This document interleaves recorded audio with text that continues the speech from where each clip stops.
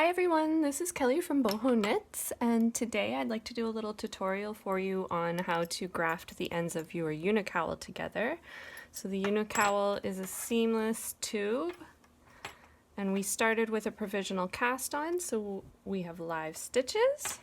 So the first thing we're going to do is undo that. So starting with the chain end, I actually had a really short chain for this one. Okay.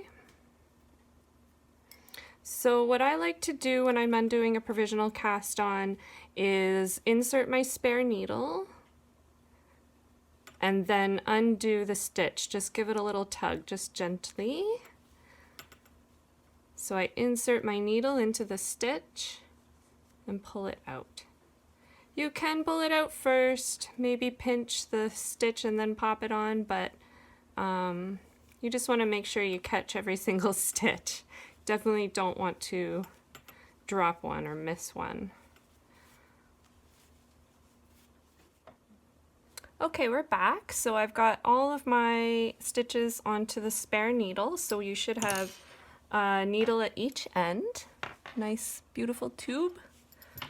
And you might notice that your strand here is coming out to the front. Just pull that through to the back. There we go. So the next thing you're going to do is actually weave this end in, because this is your last chance. So if you have any ends in your tube at all, maybe you were changing colors, or maybe there was a knot in your ball of yarn. I do tie it off, by the way. I know some knitters don't like a knot, but for this project I want it to be secure. We definitely don't want it to unravel because we won't be able to fix it. It'll be on the inside. Well, it would be very tricky to fix. Anyway, so just weave in all your ends. You should still have your working yarn at the other end, of course. So you can trim that up, but I'm just going to stuff it in this time. Okay, so the next step is to pull your needles through. So I just kind of stuff them in carefully, grab them with my other hand so they don't catch on anything, and just gently fold it in half. Of course, you want the right side facing outwards. Okay, so it looks a bit awkward, feels awkward, and that's because it is awkward, but don't worry.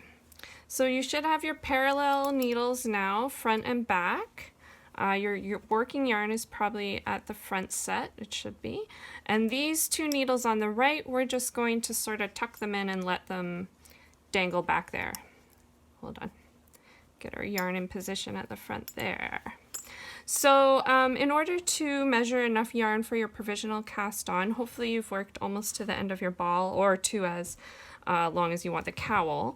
Now you want 4 times the circumference of your cowl. So an easy trick is just to loosely wrap your yarn around 4 times to make sure you have enough. So actually I've got some extra there, so I'm going to trim it off.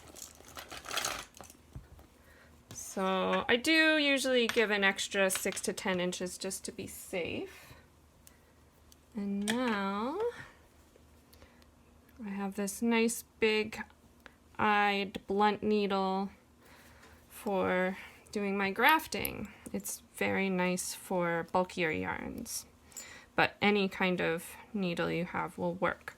So to start our grafting, what we're going to be doing is actually adding in a row between these stitches. So we're going to be weaving in and out. So you see your row here loops in and out and around. So that's what we're going to be doing. So it's a 4-step process. We're going to actually start with step 3 and 4, and then we'll begin again with step 1 through 4. So you can sort of think of the first 2 steps as a setup. So make sure it's pulled fairly snug. You can get some loose tension there, so just make sure, not too tight of course, but just that it's snugged up there. So the first thing we're going to do is insert our needle purlwise, so from right to left, into the front needle, the first stitch, and pull it through. Oops. Make sure everything's lined up properly. And then we're going to insert our tapestry needle knitwise, so from left to right, through that first stitch on the back needle, and leave both those stitches on the needle. Okay, so now we're going to start with step 1. Insert your tapestry needle knitwise through the first stitch on the front needle and pop it off. Pull your strand through. Then insert your needle purlwise through the next stitch on the front needle, but leave it on the needle. Then we're going to insert our needle purlwise through the first stitch on the back needle, and then pop that off. Then step 4, insert knitwise through the next stitch on the back needle. So don't panic, we'll go through it a few times. Okay, so knitwise through the first stitch, pop it off, pull your yarn through, and then purlwise, and leave that stitch on. Purlwise through this stitch on the back needle, pop it off, and then knitwise on the back needle and leave it on. Oops.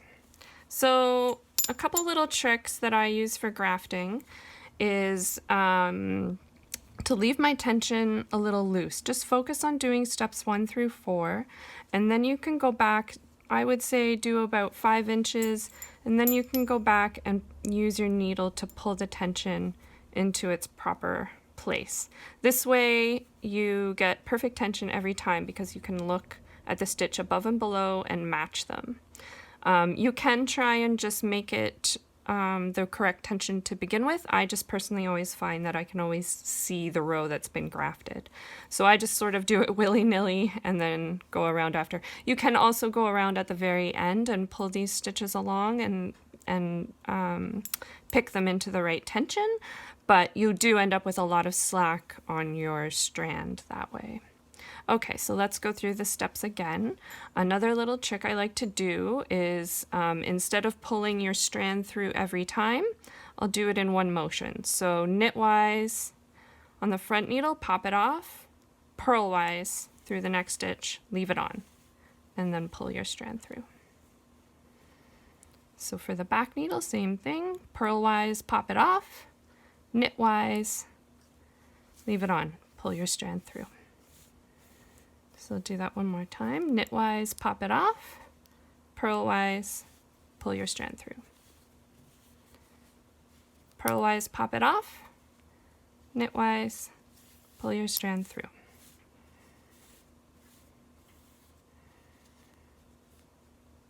Okay, so that's it. So 4 steps. 1, 2, 3, 4. So 2 stitches on the front needle, 2 stitches on the back needle. You're always popping the first stitch off and leaving the second one on. Knitwise, purlwise, purlwise, knitwise. So try and come up with a little mantra for yourself that might help. Try to focus only on this, not on Netflix.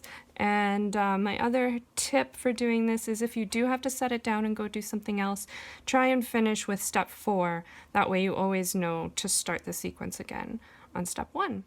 Hi, we're back. So I've done all my grafting and I've picked all my stitches into place. So hopefully if you look back, you won't be able to tell which row was grafted. Oops, dropped my needle. So if you've ended with a step 4, then you probably have, hopefully, 1 stitch left on each needle. So to finish off, we're going to insert your needle knitwise into the stitch on the front needle, pop it off, and then purlwise into the stitch on the back needle. And then you can set down your circular needles. Pull your strand through, not too tight. Okay, so what we're left with is a little bit of a hole right there. So what we're going to do is just weave through a couple times and close it up. So I'm going to look across, and you can see there are horizontal bars between the stitches. So what I want to do is find the corresponding stitch that doesn't yet have a horizontal bar. So it should be right across. And I'm going to insert my needle purlwise through there and pull it through. Okay. So you can see already that looks a little bit better. And then I'm going to do it once more. Might be helpful to turn it. So I'm going to go through this one and this one. Hopefully that's easy enough to see with the bulky yarn. So you can still see a bit of a hole there. We're just going to go straight through there and close that up.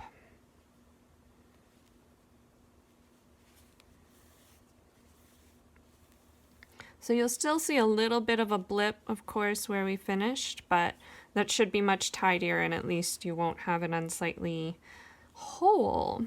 So then the last thing I do is I tie it off to a horizontal bar. So I'm just going to go to the next one there. Now you don't want to pull this too tight and get your tension all out of whack. Just a nice snug. Again, I know a lot of knitters don't like to put knots, but for this one it's just a little bit necessary. So then I'm just going to go through the layers, make sure you're not going through to the other side for a few inches, pull it through, snip, pretty close to the fabric, and there you have it. And then of course I rotate that little blip to the inside and you're all set. A nice, cozy, seamless, beautiful tube. Enjoy!